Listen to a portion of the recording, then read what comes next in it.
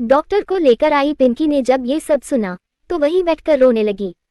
उसे रोता देख चांदनी दौड़ती हुई उसके पास आई और उसे संभालते हुए बोली, मन्नी जैसे लोगों की बकवास पर ध्यान देने की तुझे कोई जरूरत नहीं है।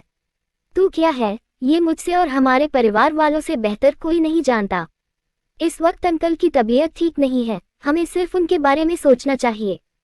तभी अमित भी आकर बोला, चांदनी ठीक कह रही है पिंकी, तुझे मनमीत जैसे घटिया इंसान के बारे में सोचने की कोई जरूरत नहीं है, क्योंकि मुझे लगता है कि राजीव का शक बिल्कुल सही है। ये जो कुछ भी हुआ है शायद इसके पीछे मनमीत का ही हाथ है। बस एक बार अंकल ठीक हो जाए फिर उस मनमीत को अच्छे से सबक सिखाना पड़ेगा, पीछे ही पड़ गया है। पिंकी कुछ नहीं बोल सकी, बस उसकी आंखों से आंसू बहने लगे। इधर आईसीयू में राजेंद्र बेड पर लेटे हुए थे। धीरज और प्रीतो को देखकर उनकी आंखों से आंसू बहने लगे। उन्हें रोता देख प्रीतो भी रो पड़ी। धीरज उनके पास आकर बैठे और बोले, राजेंद्र यार तुम कब से इतने कमजोर हो गए, तुम तो बहुत स्ट्रांग थे। किसी ने हमारी बच्ची के खिलाफ इतनी बड़ी साजिश रची, उसे बदनाम करने की कोशिश की है और तुम उसका हौसला बनने की जगह यहाँ हॉस्पिटल के बिस्तर पर आकर आराम फरमा रहे हो। इस वक्त तुम्हारी बेटी को सबसे ज्यादा तुम्हारी जरूरत है यार, उसका साथ दो और उसके साथ मिलकर उस इंसान को ढूंढो जिसने ये घटिया खेल हमारे बच्चों के साथ खेला है। राजेंद्र मुस्कुरा दिए। उन्होंने आहिस्ता से अपना मास्क हटाया और अपनी लड़खड़ाती जुबान से बोले, मैं कमजोर नहीं हूँ धीरज भाई साहब, बस अपनी बच्ची के लिए फिक्रमंद हूँ। ये जो कुछ भी हुआ है मैं जानता हूँ उसमें ना मेरी बेटी का कोई कसूर है और ना अमित का, क्योंकि मैंने पिंकी से अमित के बारे में बात की थी और उसने मुझे साफ साफ बताया था कि वो सिर्फ अमित को अपने दोस्त के नजरिए से ही देखती है। पर भाई साहब अब जो हुआ उसके बाद कौन मेरी बच्ची की सच पर यकीन करेगा? कौन ये बात मानेगा कि उसके दामन में कोई दाग नहीं है? मैं मानता हूँ कि उसके दामन में कोई दाग नहीं है। मैं मानता हूँ कि पिंकी बहुत अच्छी और संस्कारी लड़की है। तभी धीरज उसे टोकते हुए बोले। राजेंद्र ने अपनी आंखें बंद की और फिर गहरी सांस लेकर बोले, आपके मानने से क्या ये समाज भी ये बात मान लेगा भाई साहब? धीरज बिना कोई जवाब दिए उन्हें एकटक देखने लगे। तो राजेंद्र फिर से बोले, नहीं मानेंगे भाई साहब, कल अगर सबके सामने सच आ भी जाएगा तो भी लोग मेरी बच्ची को शक भरी नजरों से ही देखेंगे। आज के बाद वो जहां भी जाएगी लोगों का नजरिया उसके लिए बदला हुआ होगा। आज के बाद मेरी बेटी के लिए शादी के रिश्ते आएंगे जरूर, पर वो रिश्ते वो होंगे जिन्हें अपने गलत कामों की वजह से लड़कियां नहीं मिल रही होगी। भले घर के रिश्ते अब मेरी बेटी के लिए कभी नहीं आएंगे। ऐसा कुछ नहीं होगा राजेंद्र, ये सिर्फ तुम्हारी सोच है। अब वो जमाना नहीं रहा जब छोटी छोटी बातों पर लड़कियां बिना ब्याही रह जाया करती थी। अब जमाना बदल गया है। अब इस तरह की बातें जितनी तेजी से फैलती है उतनी ही तेजी से लोग उन्हें भुला भी देते हैं। और फिर हमारी पिंकी एक बहुत अच्छी और समझदार लड़की है। तुम देखना बहुत जल्द कोई बहुत अच्छा लड़का आकर खुद उसका हाथ थाम लेगा। वो दिन देखने के लिए शायद मैं जिंदा ना बचूं भाई साहब। तभी राजेंद्र बोले। धीरज ने उनके सिर पर हाथ फेरा, कुछ नहीं होगा तुम्हें। डॉक्टर ने कहा है कि सर्जरी होते ही तुम बिल्कुल ठीक हो जाओगे। राजेंद्र ने अपना हाथ उठाने की कोशिश की तो धीरज ने तुरंत उनका हाथ थाम लिया। उनकी सांसें उखड़ने लगी थी और वो लंबी लंबी सांसें लेने लगे। ये देखकर प्रीतो तुरंत उनके पास आई। कुछ मत बोलिए आप, बस चुप रहिए, सिर्फ आराम कीजिए। तभी राजेंद्र धीरज की ओर देखकर बोले, भाई साहब मैं नहीं जानता कि अब मैं बचूंगा या नहीं, इसलिए आज आपको मुझसे एक वादा करना होगा। कुछ नहीं होगा तुम्हें। तभी धीरज बोले। राजेंद्र ने ना मैं अपना सिर हिलाया। मुझसे वादा करिए कि मेरे जाने के बाद पिंकी को आप संभालेंगे। कोई अच्छा सा लड़का देखकर उसकी शादी आप करवाएंगे। वादा करिए मुझसे। हाँ राजेंद्र, पिंकी की शादी किसी अच्छे लड़के से ही होगी और तुम खुद उसका कन्यादान करोगे। धीरज ने इतना कहा ही था कि उनकी सांसें उखड़ने लगी। ये देखकर धीरज जोर से चीखे, डॉक्टर डॉक्टर जल्दी आइए। उनकी आवाज सुनकर डॉक्टर और अनु दौड़ते हुए वहां आ गए और डॉक्टर ने राजेंद्र का मास्क उनके मुंह पर लगा दिया, पर उन्होंने अपना मास्क फिर से हटाया और बोले, वादा करो मुझसे कि आप पिंकी की शादी किसी अच्छे लड़के से करवाओगे। किसी और लड़के से क्यों राजेंद्र, अब पिंकी की शादी मेरे अमित से ही होगी। धीरज बोले। उनके इतना कहते ही प्रीतो का रोना अचानक से बंद हो गया और अनु भी ये सुनकर भौचक्की रह गई। तभी वो फिर से बोले, सुना ना तुमने राजेंद्र, पिंकी की शादी अमित से होगी। ये जो कुछ भी हुआ है उसकी एक वजह जाने अनजाने मेरा बेटा है। इसलिए पिंकी की शादी अब उसी से होगी। पर तभी डॉक्टर ने फिर से राजेंद्र के मुंह पर मास्क लगा दिया और बोले, आप सब बाहर जाए प्लीज। अनु ने आकर प्रीतो को पकड़ा और उसे बाहर ले जाने लगी, पर धीरज अभी भी वहीं खड़े थे और अनु जाते हुए सिर्फ उन्हें ही देख रही थी।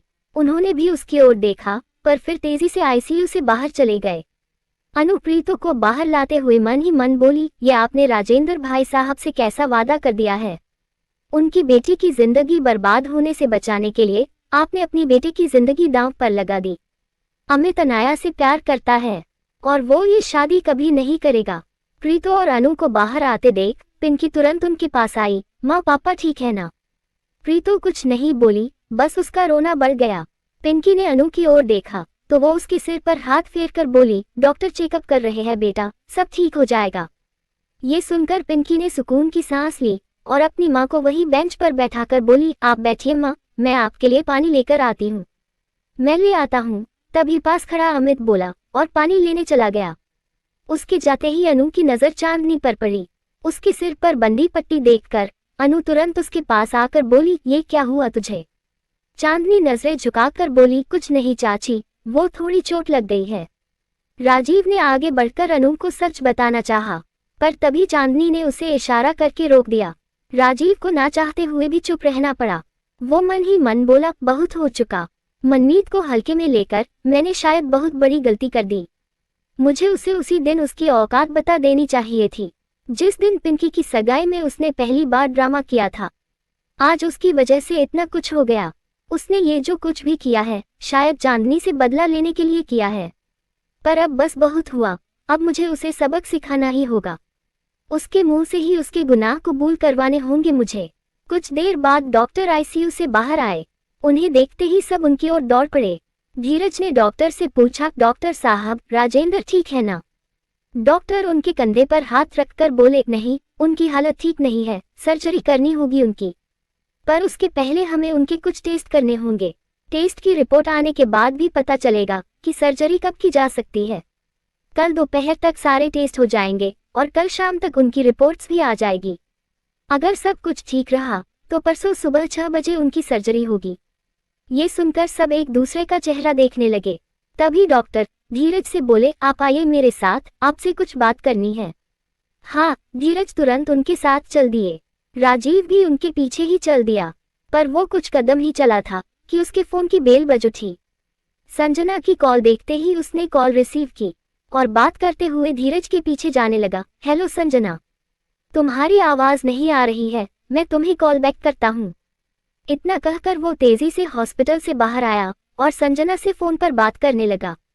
तभी कृषि राधा के साथ वहां आ गया। गाड़ी से बाहर आते ही वो तेजी से हॉस्पिटल के अंदर जाने लगा। राजीव संजना से बात करते हुए सड़क पर टहल रहा था।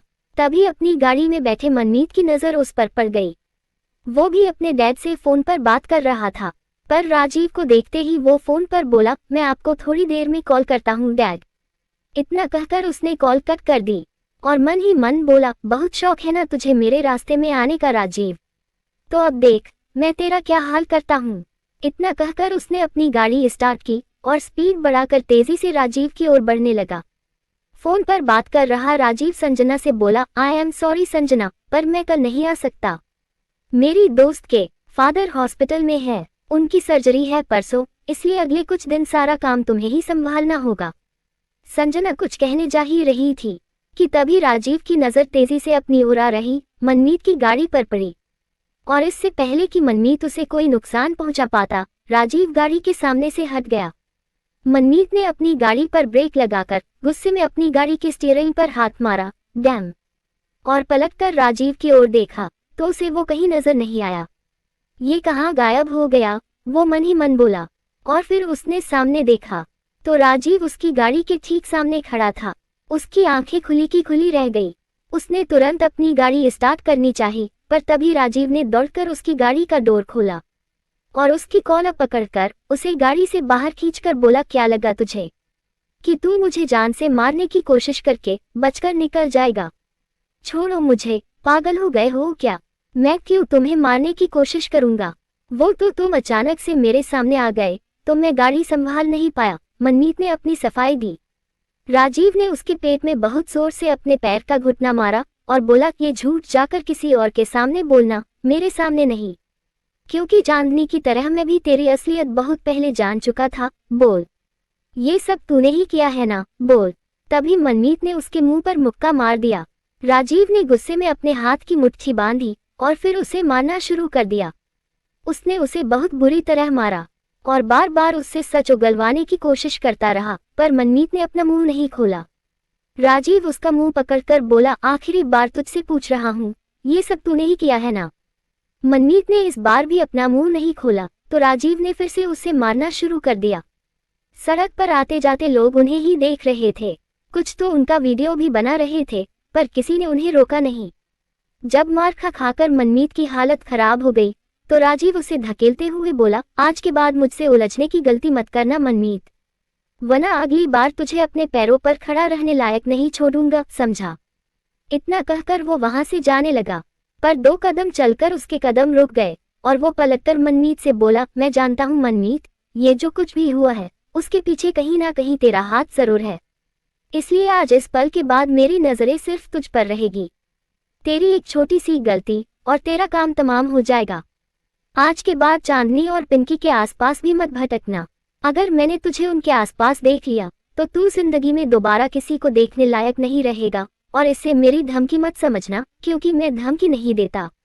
अगली बार अगर मेरे सामने आए तो ये बात तुम खुद समझ जाओगे। इतना कहकर वो वहां से चला गया।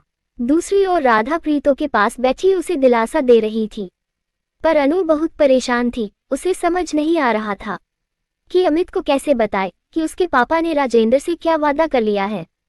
कृषि भी पिंकी और चांदनी के पास ही खड़ा था। वो अमित को परेशान देखकर उसके पास आया और बोला, यू डोंट वरी अमित, सब ठीक हो जाएगा। अमित ने तुरंत उसकी ओर देखा पर कुछ बोला नहीं। तभी धीरज वहां आ गए। आते ही वो अमित से बोले, अमित तुम इन सबको घर लेकर जाओ, मैं हूँ हॉस्पिटल।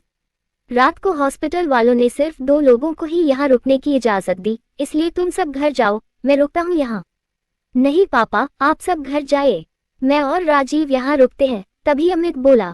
धीरज कुछ कहने जा ही रहे थे कि तभी प्रीतो बोल पड़ी, जब तक पिंकी के पापा ठीक नहीं हो जाते मैं यहाँ से कहीं नहीं जाऊंगी। ये सुनकर सब परेशान हो गए। धीरज अमित से बोले, प्रीतो भाभी नहीं जाना चाहती तो उन्हें यही रहने दो, पर बाकी सबको घर छोड़ आओ। अमित ने सिर हिलाया और पिंकी और चांदनी से बोला, चलो।